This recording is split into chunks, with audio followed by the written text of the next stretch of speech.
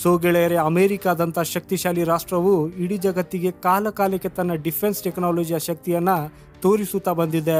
ಹಾಗೂ ಒಂದು ರೀತಿಯಲ್ಲಿ ಅವರು ಡಿಫೆನ್ಸ್ ಟೆಕ್ನಾಲಜಿಯಲ್ಲಿ ನಾವು ಜಗತ್ತಿನಲ್ಲಿ ಸಾಕಷ್ಟು ಮುಂದುವರೆದಿದ್ದೇವೆ ಅನ್ನೋದರ ತೋರಿಸುವ ಪ್ರಯತ್ನವನ್ನು ಮಾಡ್ತಾ ಇರ್ತಾರೆ.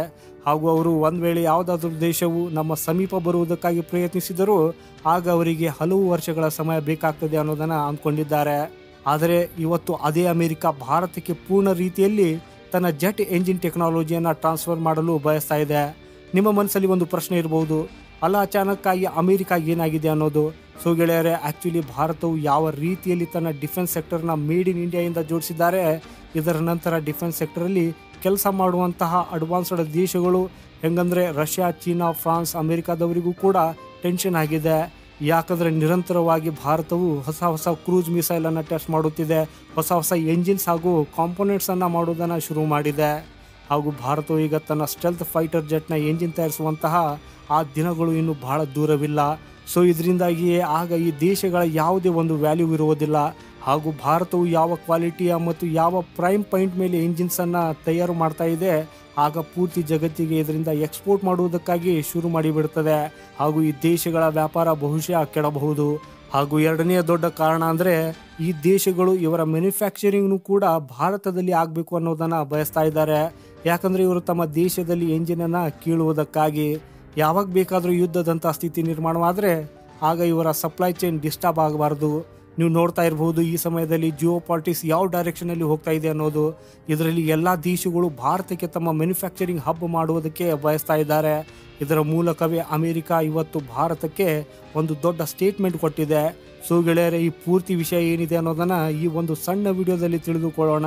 ಸೊ ನಮಗೆ ಸಪೋರ್ಟ್ ಮಾಡುವುದಕ್ಕಾಗಿ ಈ ವಿಡಿಯೋನ ಲೈಕ್ ಮಾಡಿ, ಇನ್ನು ನಮ್ಮ ಚಾನೆಲನ್ನು ಯಾರು ಸಬ್ಸ್ಕ್ರೈಬ್ ಮಾಡಿಲ್ಲ ಚಾನೆಲನ್ನು ಸಬ್ಸ್ಕ್ರೈಬ್ ಮಾಡಿ.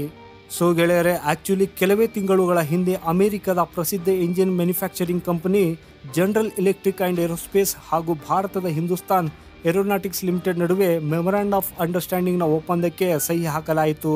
ಅದರಡಿಯಲ್ಲಿ ತೇಜಸ್ ಯುದ್ಧ ವಿಮಾನಕ್ಕಾಗಿ MK2 F414 ಜೆಟ್ ಎಂಜಿನ್ಗಳನ್ನು ಭಾರತದೊಳಗೆ ಡೆವಲಪ್ ಮಾಡಲಿದ್ದಾರೆ. ಆದರೆ ಈ ಪ್ರಾಜೆಕ್ಟ್ ಬಹಳ ಸಮಯದಿಂದಲೂ ಬಾಕಿ ಉಳಿದಿತ್ತು.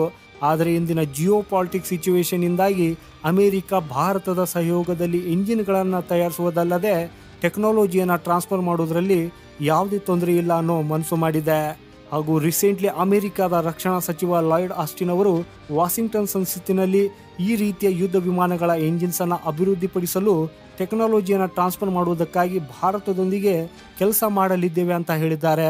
ಮತ್ತು ಭಾರತಕ್ಕೆ ಒದಗಿಸಬಹುದಾದ ಎಲ್ಲ ರೀತಿಯ ಸೌಲಭ್ಯಗಳನ್ನು ಒದಗಿಸಲಾಗುವುದು ಅಂತಾನೂ ಹೇಳಿದ್ದಾರೆ.